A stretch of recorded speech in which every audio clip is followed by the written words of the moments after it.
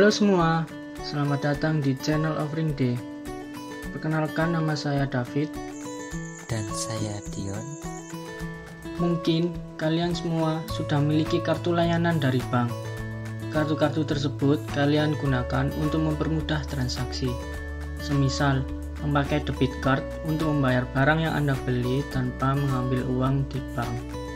Atau Anda belum memiliki uang dan ingin membeli barang, maka Anda menggunakan credit card sehingga Anda bisa membayar saat akhir tahun. Nah, apa kalian tahu dari mana bank memiliki dana sebesar itu untuk meminjamkan uangnya? Jadi, bank juga seperti usaha-usaha lainnya yang harus memiliki dana untuk menjalankan operasi perusahaannya. Semisal, mahasiswa yang menjual risoles untuk menghimpun dana agar bisa menjalankan proker organisasinya. Sama halnya dengan mahasiswa tersebut, bank juga berusaha mengumpulkan dana untuk menjalankan operasinya. Jadi, pengertian dari sumber dana bank adalah usaha bank dalam menghimpun dana untuk membiayai operasinya. Hal ini sesuai dengan fungsi bahwa bank adalah lembaga keuangan yang mana kegiatan sehari-harinya adalah melakukan jual beli uang. Secara garis besar, sumber dana bank terdiri dari 3 sumber, yaitu sumber dana yang berasal dari bank itu sendiri, sumber dana dari masyarakat, dan sumber dana dari lembaga lain.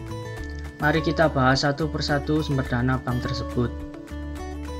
Yang pertama, sumber dana yang berasal dari bank itu sendiri.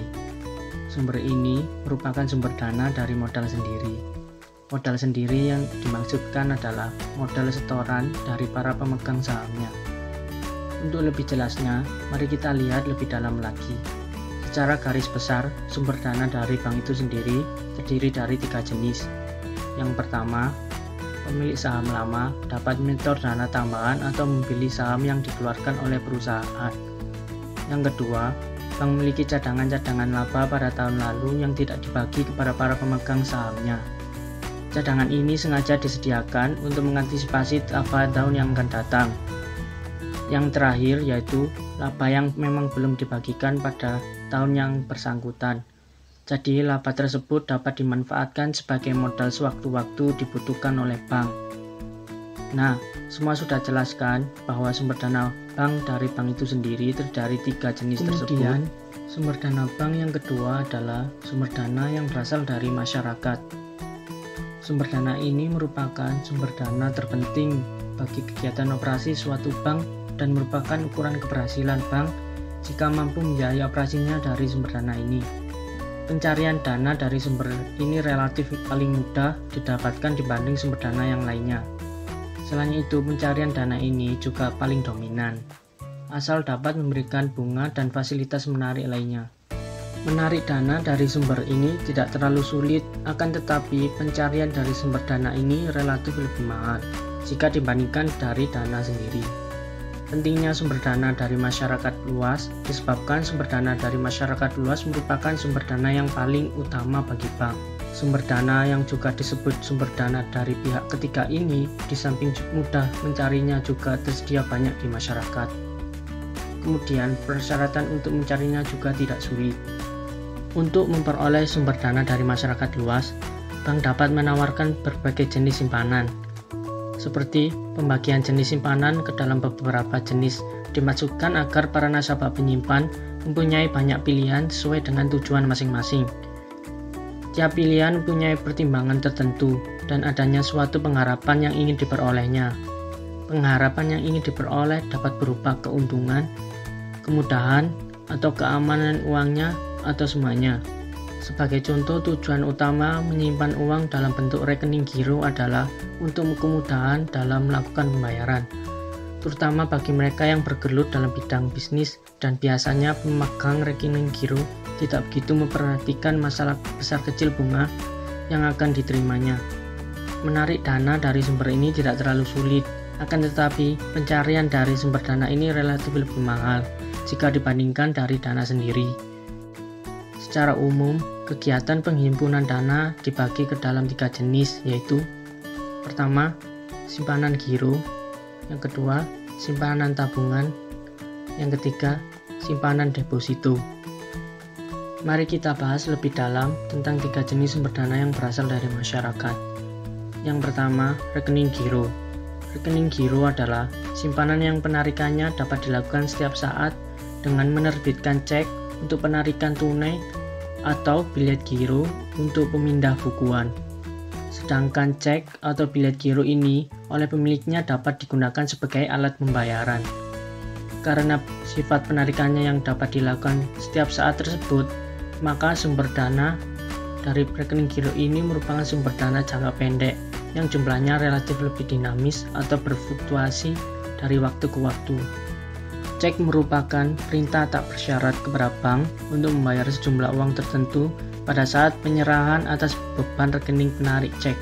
Cek dapat ditarik atau diterbitkan oleh pemegang rekening giro atau giran atas unjuk atau atas nama dan tidak dapat dibatalkan oleh penarik kecuali cek tersebut dinyatakan hilang atau dicuri dengan bukti dari kepolisian. Menurut Kitab Undang-Undang Hukum Dagang pasal 178, berikut merupakan syarat hukum cek sebagai alat pembayaran. Pertama, harus tertulis perkataan cek. Yang kedua, berisi perintah tak bersyarat untuk membayar jumlah uang tertentu.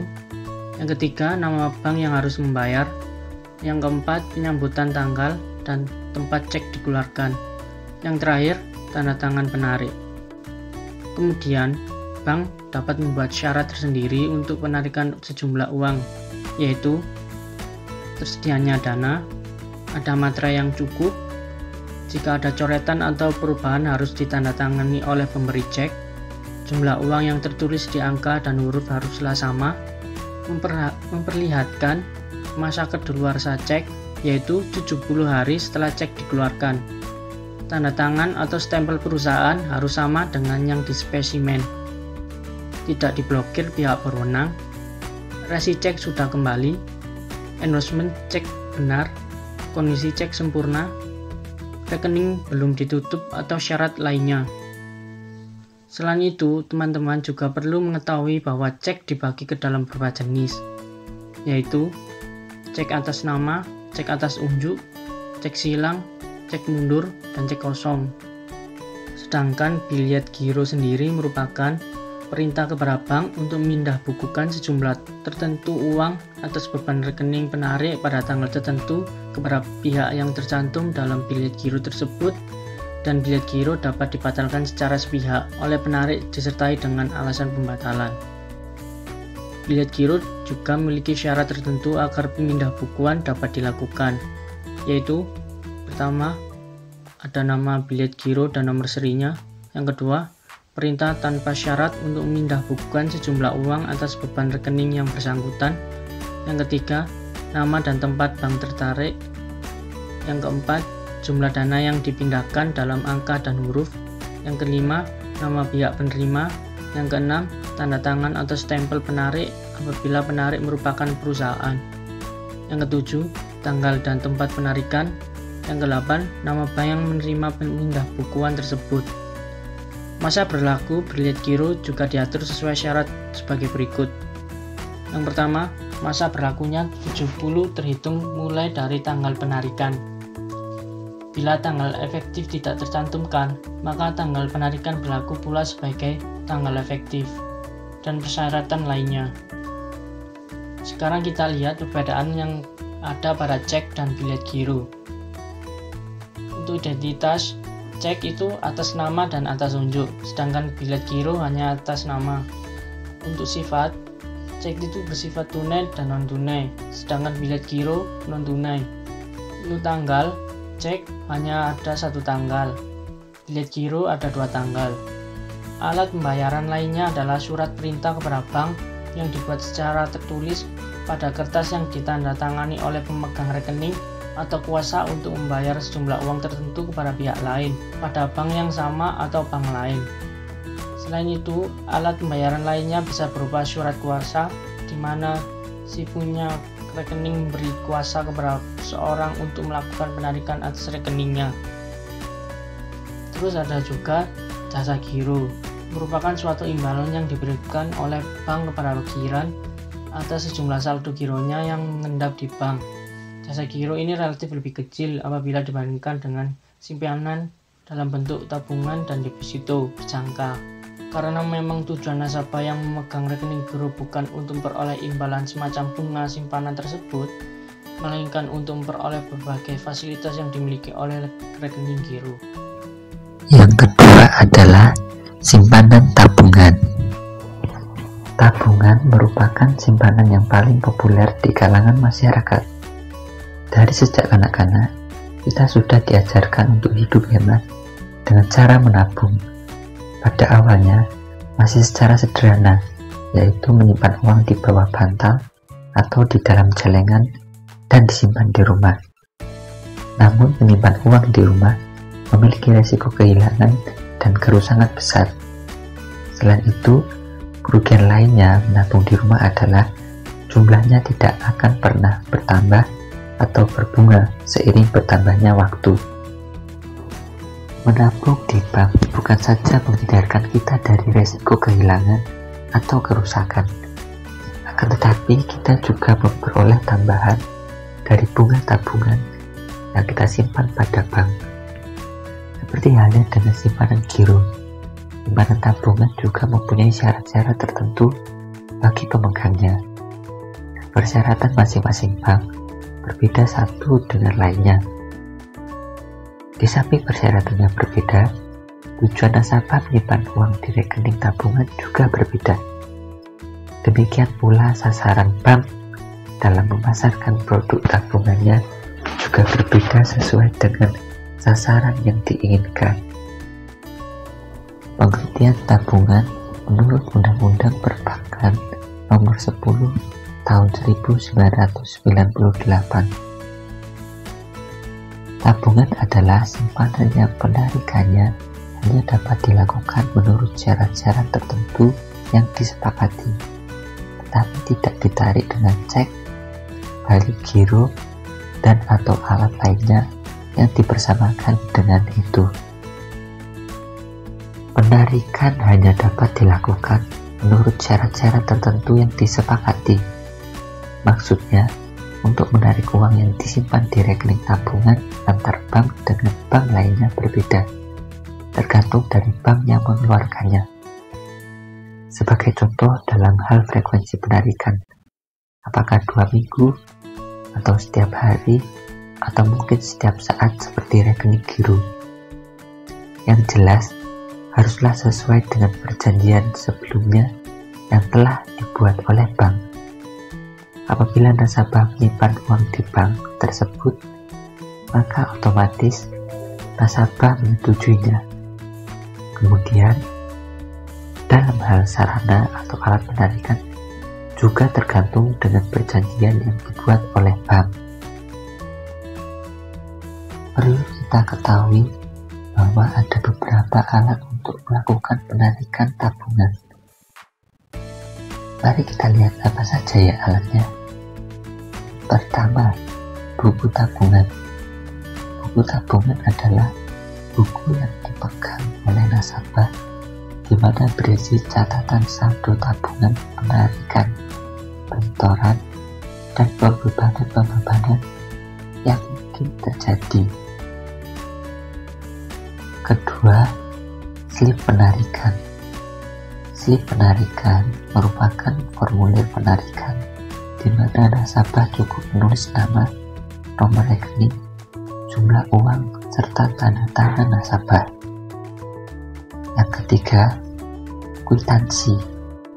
Kwitansi merupakan bukti penarikan yang dikeluarkan oleh bank yang fungsinya sama dengan slip penarikan. Alat ini juga bisa digunakan secara bersamaan dengan buku tabungan. Lalu yang keempat dan yang terakhir, yaitu kartu yang dibuat dari plastik, yaitu sejenis kartu kredit yang terbuat dari plastik yang dapat digunakan untuk menarik sejumlah uang dari tabungannya. Dalam praktik perbankan di Indonesia dewasa ini, terdapat beberapa jenis tabungan. Perbedaannya terletak pada fasilitas yang diberikan kepada nasabah. Apa aja ya jenis-jenisnya? Mari kita lihat sekarang. Yang pertama ada Tabanas. Tabanas sendiri terbagi ke dalam beberapa jenis. Ada Tabanas umum, Tabanas pemuda, Tabanas pelajar, dan Tabanas pramuka. Yang kedua, Taska, yaitu tabungan yang dikaitkan dengan asuransi jiwa. Lalu yang ketiga, ada tabungan lainnya, yaitu tabungan selain Tabanas dan Taska. Tabungan ini dikeluarkan oleh masing-masing bank dengan ketentuan yang diatur oleh BI. Ada beberapa hal yang dapat diatur oleh bank penyelenggara agar membuat tabungan menjadi semakin menarik, sehingga para nasabah tertarik untuk menabung di bank. Dengan catatan, aturan-aturan tersebut harus sesuai dengan ketentuan Bank Indonesia. Yang pertama, bank penyelenggara. Maksudnya adalah setiap bank dapat menyelenggarakan tabungan, baik bank pemerintah maupun bank swasta, dan semua bank umum serta bank berkreditan rakyat. Yang kedua, persyaratan menabung. Di sini dijelaskan bahwa ada prosedur dan persyaratan yang harus dipenuhi oleh calon nasabah, seperti jumlah setoran, umur penabung, maupun kelengkapan dokumen tergantung bank yang bersangkutan. Yang ketiga, jumlah setoran. Di sini dijelaskan bahwa adanya setoran minimal waktu pertama kali menabung maupun setoran selanjutnya, serta jumlah minimal yang harus tersedia di buku tabungan tersebut. Yang keempat, pengambilan tabungan. Menjelaskan adanya jumlah maksimal yang dapat ditarik, yaitu tidak melebihi saldo minimal dan frekuensi penarikan dalam setiap harinya. Yang kelima, bunga dan insentif. Aturan ini mengatur besarnya bunga tabungan dan cara perhitungan bunga. Lalu insentif sendiri. Insentif sendiri bisa berupa hadiah, cenderamata, dan lain sebagainya, dengan tujuan untuk menarik nasabah untuk menabung. Yang keenam dan yang terakhir, yaitu penutupan tabungan. Penutupan tabungan dapat dilakukan oleh nasabah atau ditutup oleh bank karena alasan tertentu, misalnya karena nasabah sudah tidak aktif lagi melakukan transaksi selama 3 bulan. Yang ketiga, simpanan deposito. Menurut UU nomor 10 tahun 1998, deposito adalah simpanan yang penarikannya hanya dapat dilakukan pada waktu tertentu berdasarkan perjanjian nasabah penyimpan dengan bank. Pemilik deposit disebut deposan. Kepada setiap deposan akan diberikan imbalan bunga atas depositonya. Bagi bank, bunga yang diberikan kepada para deposan merupakan bunga yang tertinggi jika dibandingkan simpanan giro atau tabungan, sehingga deposito oleh sebagian bank dianggap sebagai dana mahal. Akan tetapi, bank juga mendapatkan beberapa keuntungan dari simpanan deposito, yaitu uang yang tersimpan relatif lebih lama, mengingat deposito memiliki jangka waktu yang relatif panjang, dan frekuensi penarikannya yang juga jarang. Dengan demikian, bank dapat dengan leluasa untuk menggunakan kembali dana tersebut untuk keperluan penyaluran kredit. Simpanan deposito dibagi ke dalam beberapa jenis. Yang pertama, deposito berjangka. Deposito berjangka merupakan salah satu produk perbankan yang diterbitkan menurut jangka waktu tertentu, biasanya bervariasi mulai 1, 2, 3, 6, 12, 18 atau 24 bulan. Untuk bunga depositonya dapat ditarik setiap bulan atau setelah jatuh tempo sesuai jangka waktunya.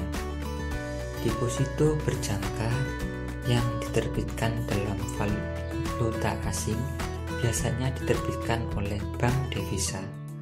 Yang kedua, sertifikat deposito. Sertifikat deposito merupakan deposito yang diterbitkan dengan jangka waktu 2, 3, 6, dan 12 bulan. Sertifikat deposito diterbitkan atas unjuk dalam bentuk sertifikat dan dapat diperjualbelikan atau dipindah tangankan kepada pihak lain. Pencairan bunga ini dapat dilakukan di muka, baik tunai maupun non-tunai. Lalu yang terakhir adalah deposito on call. Deposito on call merupakan deposito yang berjangka waktu minimal 7 hari dan paling lama kurang dari 1 bulan. Deposito ini diterbitkan atas nama dan dalam jumlah besar atau tergantung bank yang bersangkutan. Untuk pencairan dana, 3 hari sebelum pencairan dana, nasabah sudah memberitahukan bank penerbit. Sumber dana bank yang ketiga adalah dana yang bersumber dari lembaga lainnya. Sumber dana ini merupakan sumber dana tambahan jika bank mengalami kesulitan dalam pencairan sumber dana pertama dan kedua. Pencairan dari sumber ini relatif lebih mahal dan hanya sementara waktu saja. Sekarang mari kita lihat sumber dana ini bisa diperoleh dari mana saja. Yang pertama, kredit likuiditas dari BI. Kemudian ada pinjaman antar bank atau juga bisa disebut call money. Kemudian yang ketiga, ada pinjaman dari bank-bank luar negeri. Terus yang terakhir yaitu surat berharga pasar uang atau disingkat SBPU. Dalam hal ini, pihak perbankan menerbitkan SBPU, kemudian diperjualbelikan kepada pihak yang berminat, baik perusahaan keuangan maupun non-keuangan.